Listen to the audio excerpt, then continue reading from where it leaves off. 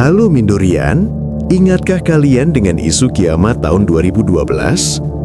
Hampir satu dekade lalu, dunia dihebohkan oleh prediksi yang terrifying yang disebut berasal dari kalender suku Maya. Tapi apa sebenarnya fakta di baliknya? Dan mengapa isu ini bisa begitu masif? Fenomena 2012 berdiri sebagai salah satu peristiwa sosio-kultural paling signifikan di awal abad ke-21, di mana sebuah misinterpretasi terhadap penanggalan kuno bertransformasi menjadi kecemasan global yang masif.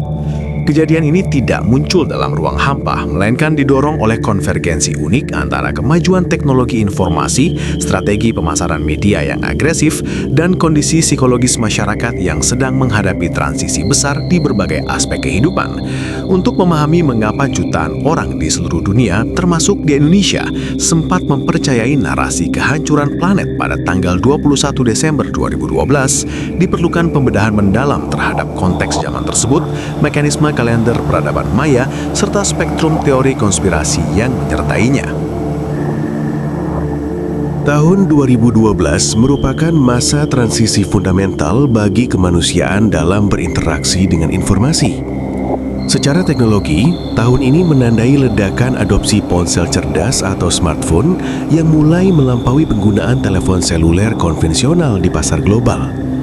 Peluncuran perangkat seperti iPhone 5 dan transisinya ke port pengisian daya Lightning menjadi simbol modernitas yang memisahkan era digital lama dengan era mobilitas tinggi.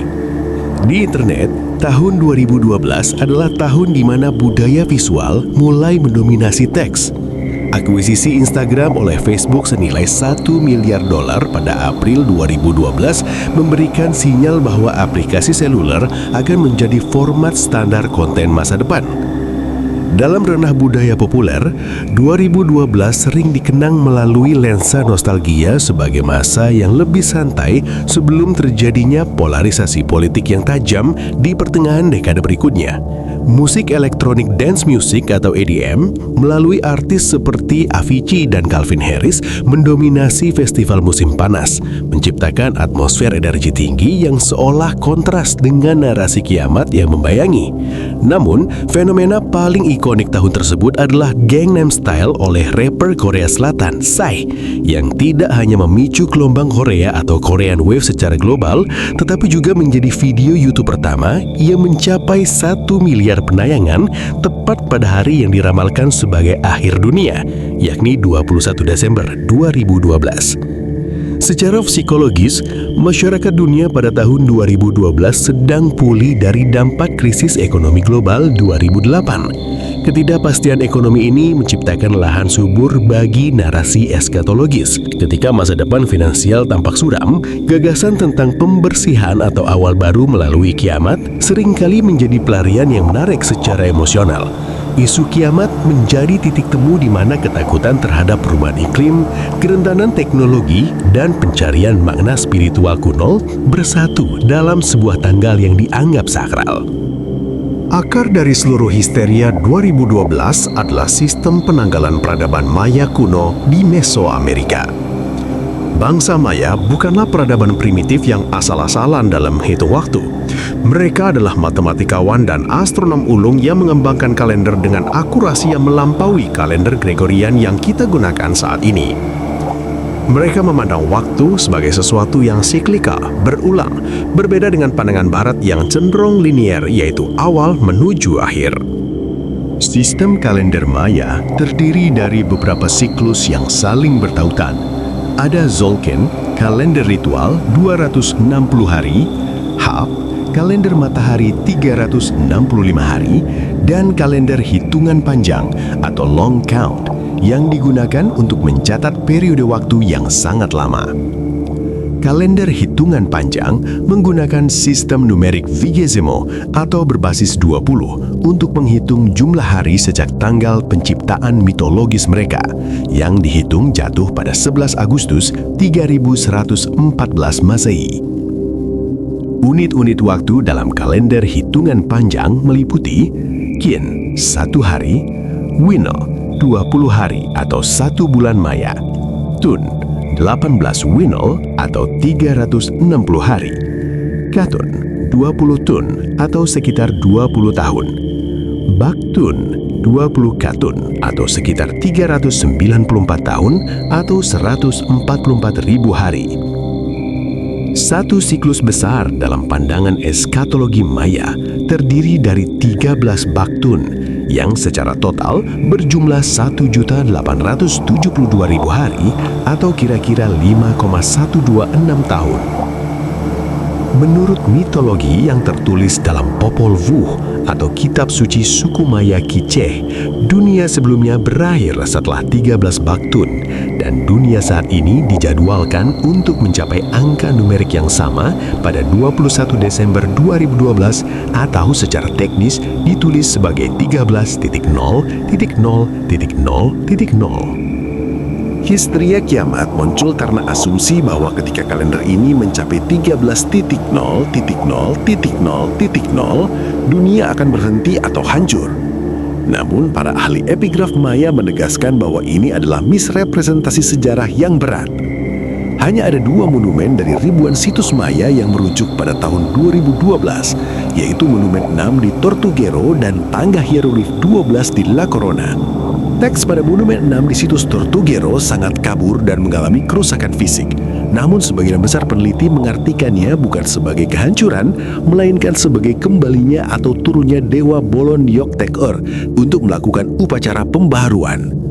Dalam pandangan Maya, akhir dari siklus 13 baktun hanyalah sebuah ulang tahun penciptaan atau momen transisi yang mirip dengan penggantian odometer pada mobil yang kembali ke angka 0 setelah menempuh jarak tertentu. Bangsa Maya kuno bahkan mencatat tanggal-tanggal yang jauh melampaui tahun 2012, seperti penobatan kembali Raja Pakal yang diproyeksikan akan terjadi pada tahun 4772 Masehi, membuktikan bahwa mereka mengharapkan kehidupan terus berlanjut ribuan tahun ke depan. Ketika informasi arkeologis yang terbatas ini bocor ke publik, kekosongan fakta ilmiah diisi oleh berbagai teori konspirasi dan pseudoscience. Isu kiamat 2012 menjadi wadah bagi hampir semua ketakutan terkait luar angkasa yang pernah ada dalam sejarah manusia. 1. Legenda planet Nibiru atau planet X. Teori konspirasi yang paling persisten adalah ancaman tabrakan antara bumi dengan planet pengembara bernama Nibiru atau planet X. Narasi ini berawal dari tulisan Zekaria Sitchin tentang kebudayaan Sumeria kuno yang kemudian diperbaharui oleh Nancy Lieder, seorang saikis yang mengklaim dapat berkomunikasi dengan alien. Lieder pada awalnya memprediksi bencana ini akan terjadi pada tahun 2003, namun ketika ramalannya gagal, ia mengubah tanggalnya menjadi 21 Desember 2012 agar selaras dengan fenomena kalender Maya. Para pendukung teori ini mengklaim bahwa Nibiru adalah planet besar yang bersembunyi di balik matahari dan akan menabrak bumi. Secara ilmiah, hal ini mustahil. Jika sebuah planet seukuran 4 kali bumi benar-benar menuju ke arah kita, objek tersebut sudah menjadi benda langit paling terang setelah matahari dan bulan, bahkan dapat dilihat dengan mata telanjang oleh siapa saja di seluruh dunia.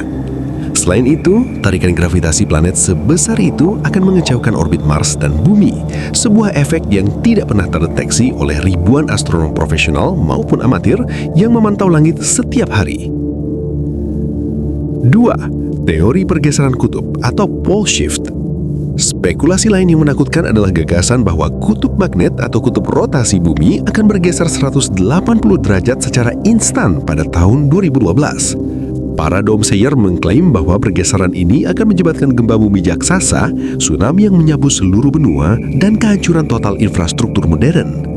Analisis geofisika menunjukkan bahwa pembalikan kutub magnet bumi memang merupakan peristiwa nyata yang terjadi setiap 400.000 tahun sekali secara rata-rata. Namun, tidak ada bukti ilmiah yang menunjukkan bahwa proses ini akan dimulai pada tahun 2012.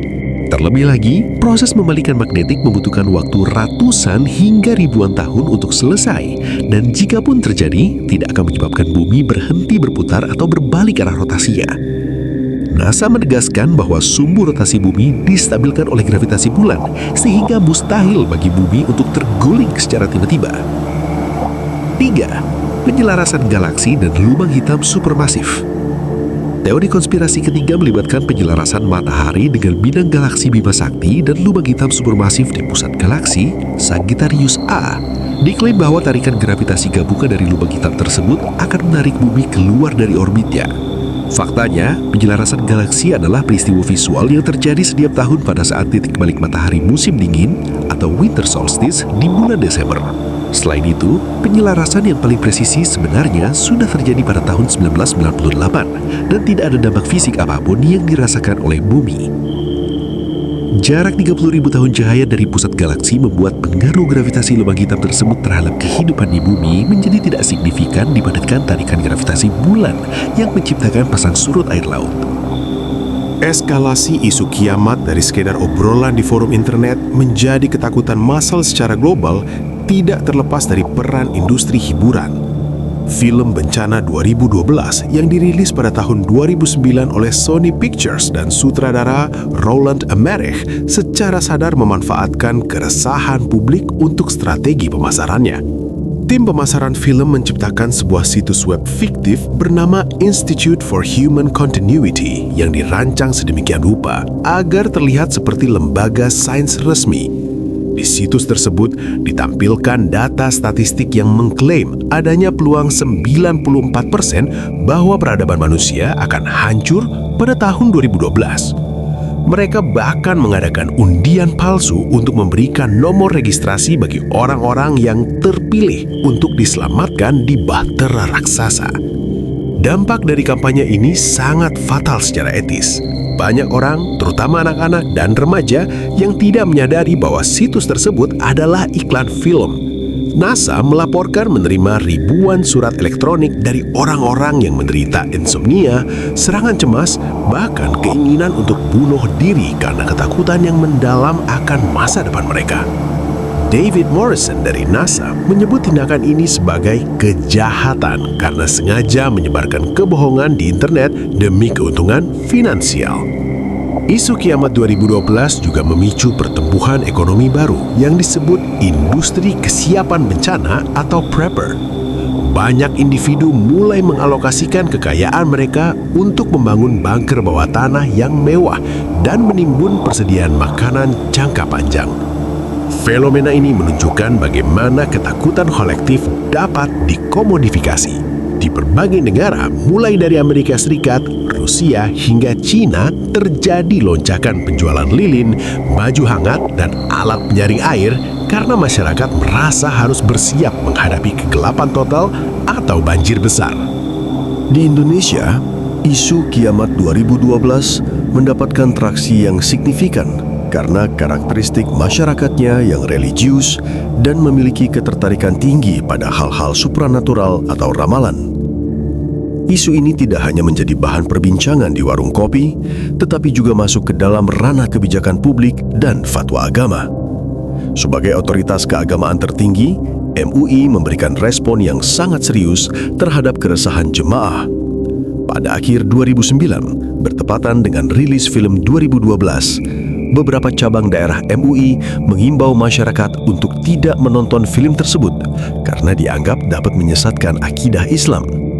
MUI menegaskan bahwa kiamat adalah urusan Tuhan dan tidak ada makhluk, termasuk suku Maya, yang diberikan pengetahuan tentang tanggal pastinya. Puncak respon terjadi pada Desember 2012, di mana Ketua MUI saat itu, KH Maruf Amin, secara resmi menyatakan bahwa mempercayai kiamat 21 Desember 2012 adalah haram. MUI menilai ramalan tersebut tidak logis dan bertentangan dengan kitab suci, di mana tanda-tanda kiamat besar yang disebutkan dalam agama belum muncul sama sekali di dunia nyata. Dampak paling nyata dan tragis dari isu ini di Indonesia terjadi di Desa Watu Bonang, Kecamatan Badegan, Ponorogo. Sekitar 52 warga dari 16 keluarga dilaporkan pindah secara serentak ke luar wilayah setelah menjual harta benda mereka, termasuk rumah, tanah, dan ternak dengan harga di bawah standar pasar. Warga termakan isu bahwa kiamat akan segera terjadi, dan satu-satunya cara untuk selamat adalah dengan berlindung di sebuah pondok pesantren di bawah bimbingan seorang tokoh agama tertentu. Fenomena ini menunjukkan betapa kuatnya dampak manipulasi informasi eskatologis ketika berbaur dengan fanatisme kelompok. pemerintah Kabupaten Ponorogo sampai harus membentuk tim khusus untuk menangani kerugian sosiologis dan ekonomi yang dialami oleh para warga yang tertipu tersebut. Salah satu pertanyaan mendasar adalah, mengapa masyarakat modern yang memiliki akses ke ilmu pengetahuan masih bisa terjebak dalam hoaks kiamat?